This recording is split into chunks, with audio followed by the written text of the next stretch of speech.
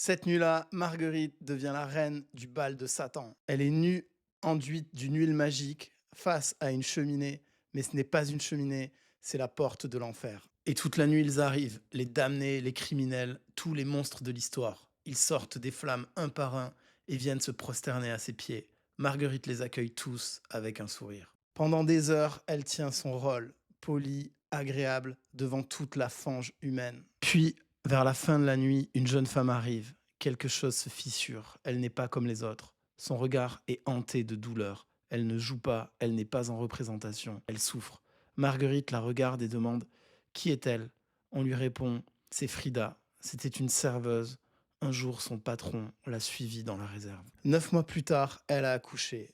Sans accompagnement, seule, sans argent, elle a décidé d'amener son fils au cœur de la forêt pour l'étouffer avec un mouchoir. À son procès, elle a simplement dit qu'elle n'avait pas les moyens de le nourrir. Chaque nuit, en enfer, une servante vient déposer ce mouchoir sur sa table de nuit. Chaque nuit, Frida essaie de s'en débarrasser, de le brûler, de le jeter, de l'oublier. Mais la nuit suivante, le mouchoir revient, toujours le même, rien ne s'efface. À la fin du bal, Satan remercie Marguerite. Il lui offre un vœu, un seul. Elle pourrait l'utiliser pour retrouver l'homme qu'elle aime plus que tout, mais elle ne le fait pas. Elle dit je veux qu'on cesse de donner le mouchoir à Frida.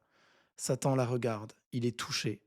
Pour la première fois, l'enfer recule, parce que Satan ne connaissait pas la pitié. Et si vous voulez savoir ce qu'il a décidé de faire, il faut lire Le Maître et Marguerite de Mikhail Bulgakov.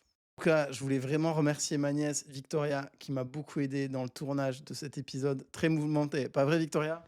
Ouais. Ah, vas-y.